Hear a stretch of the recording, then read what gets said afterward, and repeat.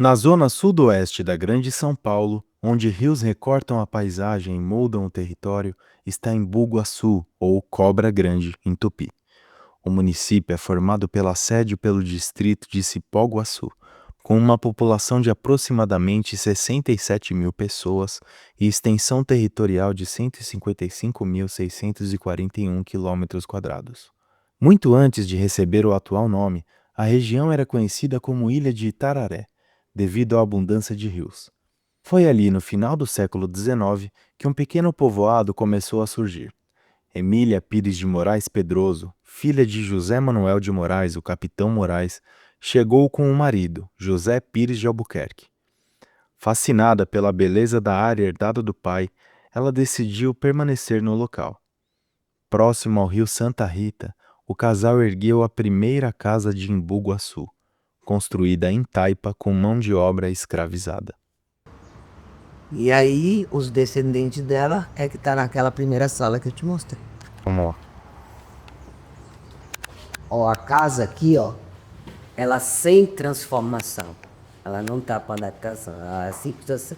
Já aqui, ela mostra o quanto que teve adaptação na casa, tá vendo? Tudo isso pelo último morador. Aqui é a rua principal, a avenida principal, que leva o nome de José Simões Louro Júnior, que foi o primeiro prefeito do município, com uma gestão de 65 a 69, né? E casada também com o bisneto de Capitão Moraes, que era, né? Ah. Que foi os primeiros, ele que comprou essas terras, né? Comprou não, ele... Tomou. Né? Dom Pedro deu. Dom Pedro, Né? se Que a apossou. maioria era tudo imigrantes, né? Romênio, português. E alguns, muitos deles faziam parte da guarda de Dom Pedro, né? Então, naquela época era assim, na época da escravidão. Você tinha os escravos como era mão de obra barata, aí fazia de tudo, né? E aí, aquele que conseguisse mais ouro, né? Quer dizer, o escravo daquela pessoa próxima a Dom Pedro. E conseguisse devolver para ser transportado para Portugal, né? Aí herdava as terras. Aqui, ó, a casa mostra que ela foi feita de 7 níveis de barro, de 3 cores de barro diferentes, para manter o clima da casa. Quando quente, não muito quente, quando frio, não muito frio. Certo. E E essa casa foi construída com mão de obra escrava, então. aqui, ó, barro, pedra, aqui mostra barro, pedra, ó. Aqui mostra as três cores de barro diferentes. Entendeu? A profissão da maioria era de tropeiro que trabalhava no meio do mato, né? Fazendo abertura de estrada, colocando limite nos lugares, né? Por exemplo, São Paulo, Minas Gerais, esse era o trabalho deles, né? Que eles marcavam os territórios. E eles passavam muito tempo fora de casa. Tudo era feito no lombo do animal. Aqui tem foto, ó. Ó, como eles faziam o trabalho deles, ó. O boi que carregava, transportava alimento, né? Emília, ela parece que foi nos meados de 1849 que ela já veio pra cá. Sim. Que ela tinha 16 anos. Então, O pai dela possuiu muitas terras, que foi o Capitão Moraes. Entendeu? Então essas terras aqui de Embu-Guaçu é muito antiga. Ocupada pelos índios, igual eu te falei, Tupi-Guarani. Né? E até hoje tem grupo indígena lá pro lado de Palhelês. sim. Sabia? Que alguns, os descendentes deles, ocupavam essas terras. Mas eles foram arrancados, né? Então, por convidado a... Né? Não é só pelos portugueses, né? A gente sabe que vieram os outros imigrantes, espanhol, italianos, até japonês. Gente, aqui tinha uma comunidade, aqui em Embu-Guaçu tinha uma comunidade, porque depois que eles começaram a comprar as terras daqui, a ocupar as terras daqui, vieram os outros imigrantes. Porque essas terras aqui eram muito bem vistas. Com a chegada de imigrantes e outras famílias pioneiras como os Rochel, os Crem, os Schunk e os Domingues no início de 1900, o povoado cresceu ainda mais.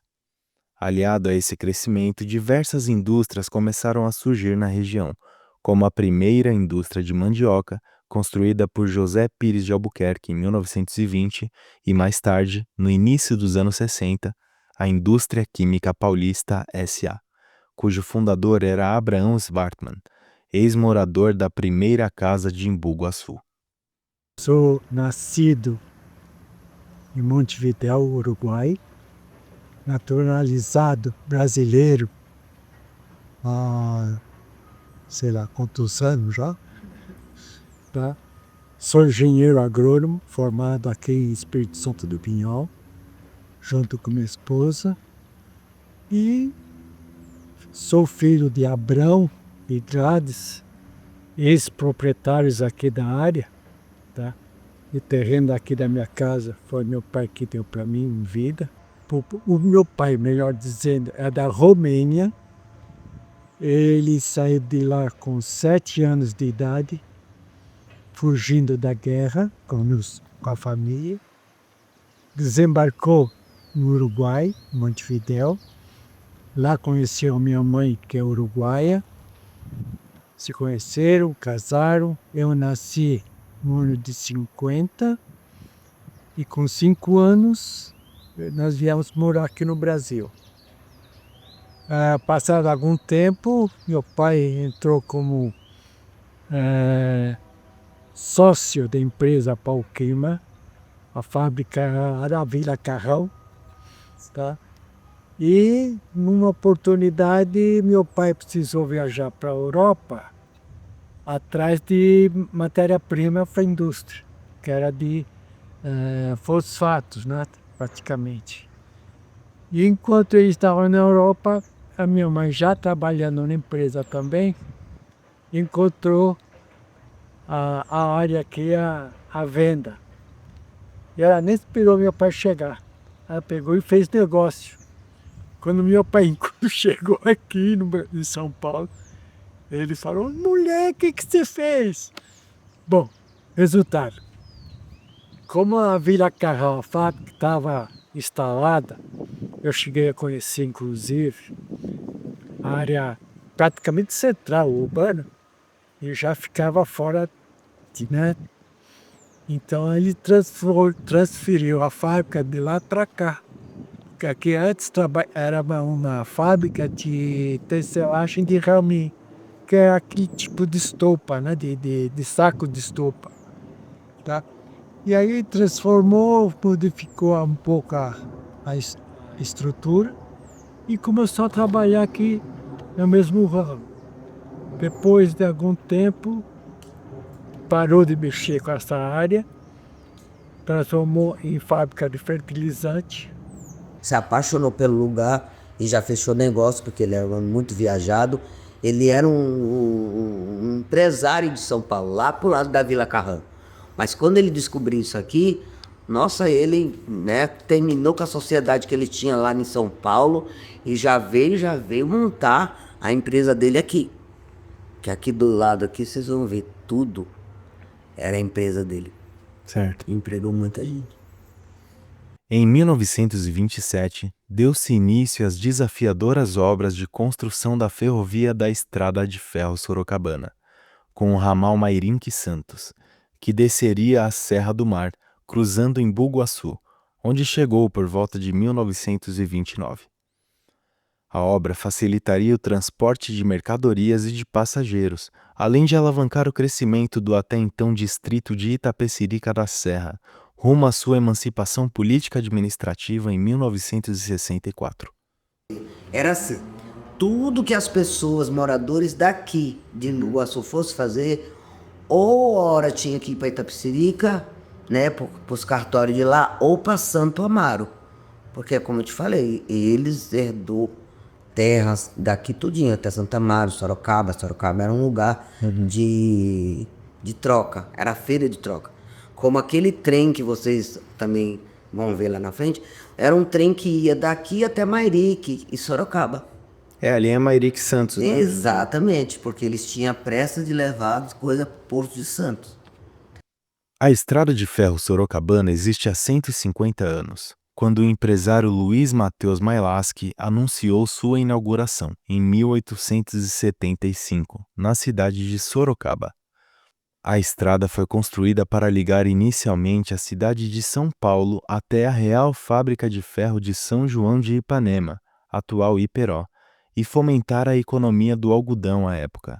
Em 1919, inicia-se o período de maior desenvolvimento de sua história, quando passou a ser administrada pelo Estado, marcado pela expansão ao Porto de Presidente Epitácio, às margens do Rio Paraná.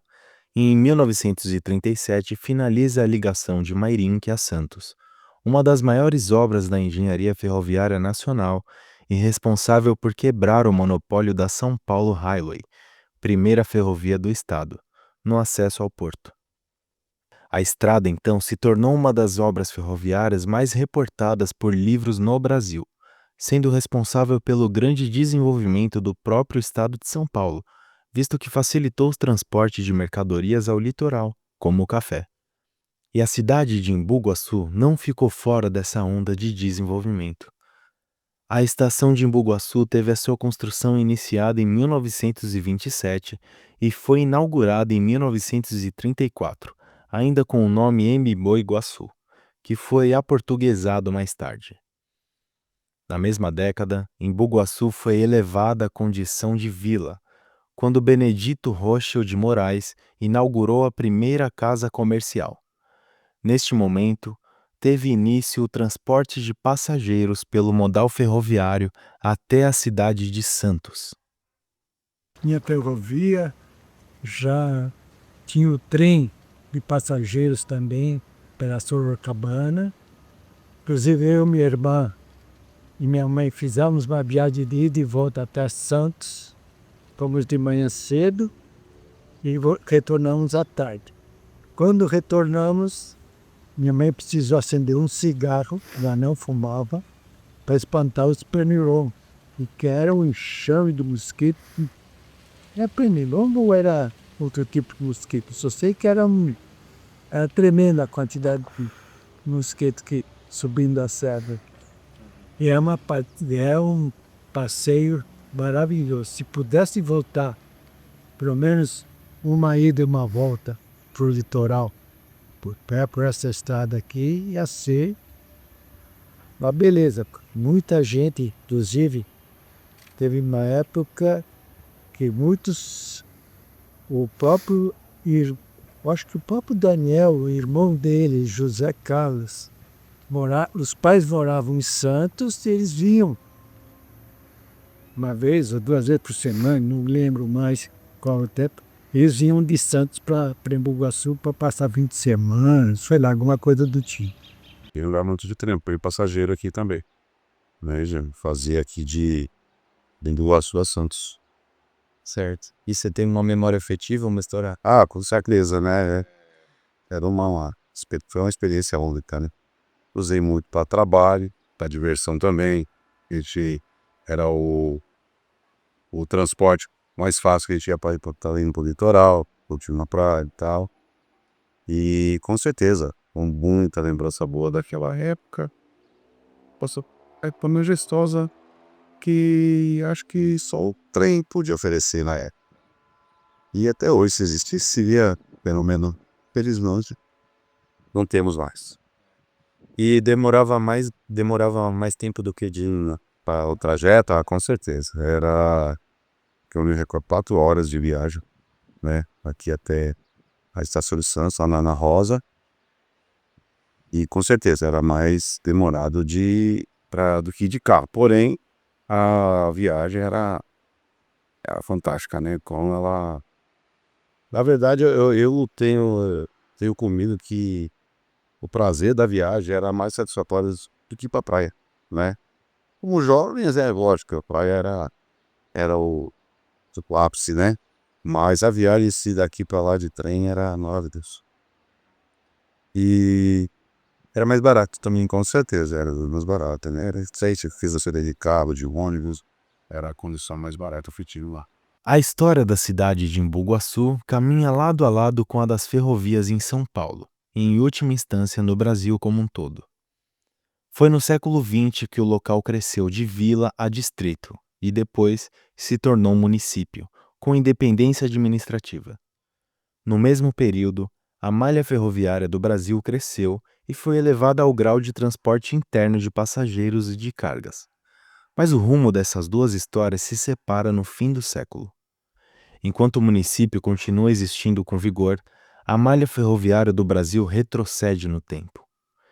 Em 1971, a Estrada de Ferro Sorocabana foi incorporada à Ferrovia Paulista S.A., a FEPASA. Desde então, no período da ditadura militar, a malha ferroviária do Brasil, com seus então 38 mil quilômetros, perde 8 mil quilômetros de extensão. Os 30 mil quilômetros restantes seguem sob operação estatal até a década de 90. Nessa época, as ferrovias não escaparam da onda de privatizações a qual o país foi submetido. Em 1998, a FEPASA é extinta e leiloada. Sua compradora é a empresa Rumo Logística.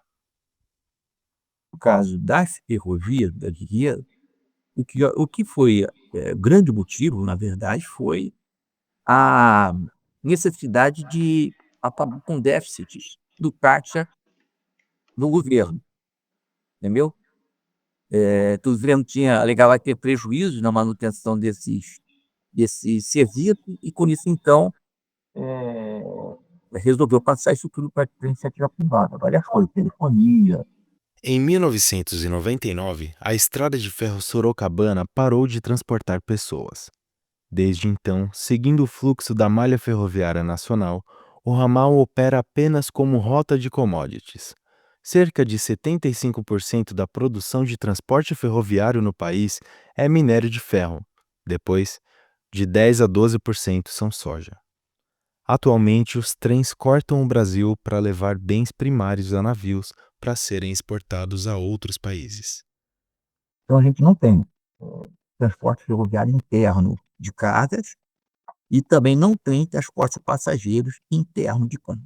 Transportes passageiros que nós temos são transportes nas cidades regionais, nas grandes metrópoles, nas regiões metropolitanas, e alguns transportes locais em uma cidade menor, algumas redes locais, algumas mais turísticas, outras não são estruturais, como são as das grandes cidades, né? E alguns projetos turísticos, né, que também são um projeto de alcance limitado. Então, as ferrovias, elas não têm mais importância, não têm a importância que deveriam ter. Né? Então, o resultado que nós temos das ferrovias é resultado que os proprietários das concessões desejam ter das ferrovias. A proprietária de concessões que mais concentra trechos da malha ferroviária do Brasil é a Rumo Logística. Dos 30 mil quilômetros da malha, 14 mil, quase metade, são da Rumo. Depois dela, a mineradora Vale detém posse de 2 mil quilômetros. Dessa forma, o potencial de reduzir a dependência do modal de transporte rodoviário, que funciona quase totalmente à base de petróleo, segue sob a chancela de empresas que transportam soja e minério para o oceano. E em Bugaçu, a cobra grande que originalmente fluía pelos rios no entorno da cidade ganhou carenagens metálicas e passou a seguir a lógica das engrenagens. A história do território funciona como um reflexo da história do seu entorno, seja o estado de São Paulo, seja o Brasil. O movimento é inevitável.